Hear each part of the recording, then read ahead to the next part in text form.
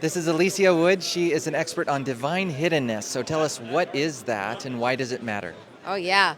Well, divine hiddenness is a question that many people ask, right? This idea that if there's a God, why does he seem so hidden? Why does he seem so remote? Why doesn't he just show himself and reveal himself, make himself really obvious, you know?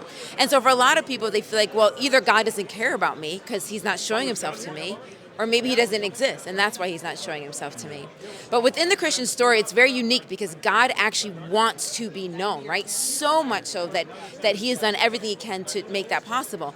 So it doesn't really make sense within Christianity that God would be completely hidden, because how could a God who's hidden also want to be known? And so what you're going to actually see is kind of a balancing of the two within Christianity. So you do see a God who does partially hide himself, and there's multiple reasons why he would do that. Number one is it makes a genuine relationship with God possible if he is partially hidden, because you don't feel like he's so overbearing and so on top of your head that you're like, you can't choose to not serve him. Right? So anybody who chooses to serve him is because they want to and because they actually believe in him.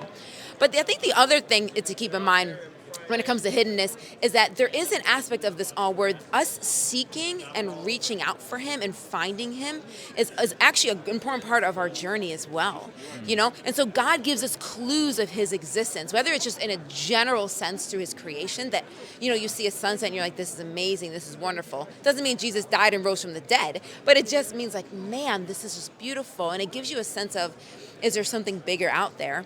Or maybe just get you on the step to the journey, what made this sunset, what made these trees, whatever.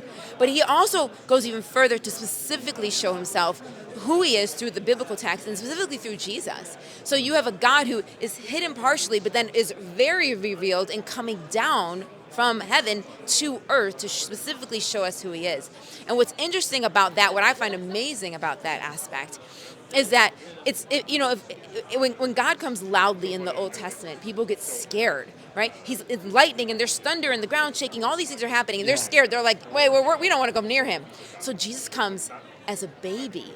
God comes to us as a baby. Who's scared of a baby? Like, that would just be crazy to be scared of a baby. In fact, it's almost like the opposite. You're like, babies are magnets. Like, you get drawn to them.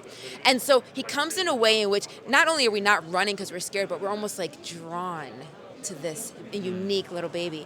So I just think that is a beautiful way in which God does reveal himself. So is he hidden? Yeah. But is he revealed? Yeah. It's kind of the both. And I think that is the best way for us to have a genuine relationship with God, who wants us to seek him and find him and be found.